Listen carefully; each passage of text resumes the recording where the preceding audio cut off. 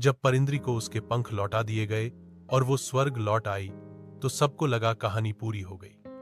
लेकिन सच यह था कि असली परीक्षा तो अब शुरू हुई थी। स्वर्ग में पहुंचते ही परिंद्री को एक चेतावनी मिली, छाया की रानी जाग चुकी है। ये सुनते ही उसका चेहरा गंभीर हो गया। उसे पता था ये नाम सिर्फ किंवदंती नहीं, तमसिनी एक गिरी हुई परी अब अंधकार की देवी बन चुकी थी। इधर धरती पर गांव के बच्चे डरावने सपने देखने लगे। बिन्नी, जो अब सपनों की रक्षक जैसी बन गई थी, महसूस करने लगी कि कुछ अजीब हो रहा है।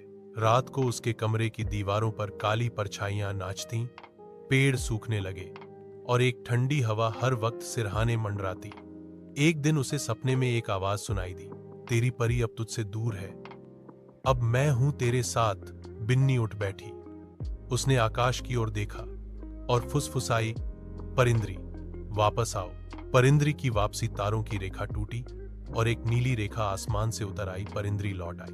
बिन्नी, वह बोली, ये तमसिनी का काम है, वो कभी मेरी ही जैसी परी थी, फिर वो बुरी क्यों बन गई? बिन्नी ने पूछा। क्योंकि उसे इंसानों से धोखा मिला, उसका भरोसा टूटा और उसने तय किया कि अब वो सिर्फ अंधकार ही लाएगी ताकि कोई उम्मीद न बचे। एक नई योजना, क्या उसे फिर से बदला नहीं जा सकता? बिन्नी ने पूछा। परिंद्री चौंकी, फिर मुस्कुराई। अगर कोई कर सकता है तो वो तुम हो।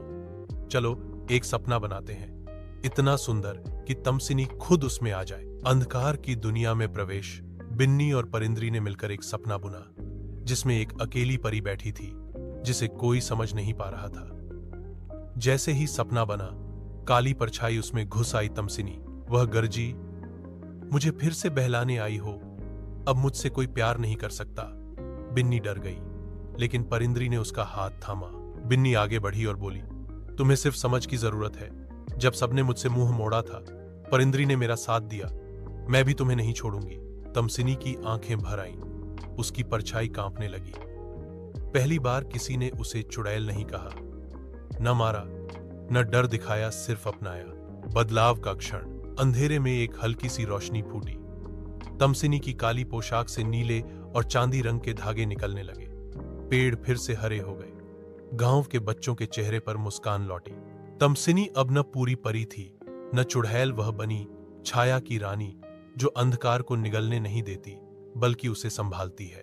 तीनों की नई दुनिया। अब धरती पर तीन रक्षक थीं। परिंद्री, जो रोशनी की रक्षक बनी, तमसिनी, जो अंधकार को संतुलन में रखती, और बिन्नी, जो अब सिर्फ बच्ची नहीं रही, वह बनी सपनों की संरक्षक। जब भी कोई बच्चा डर में हो, सपने बिखरे हों या दिल टूट गया हो, ये तीनों उसके पास होती हैं, कभी हवा की तरह, कभी परछाई की तरह और कभी एक कहानी की तरह।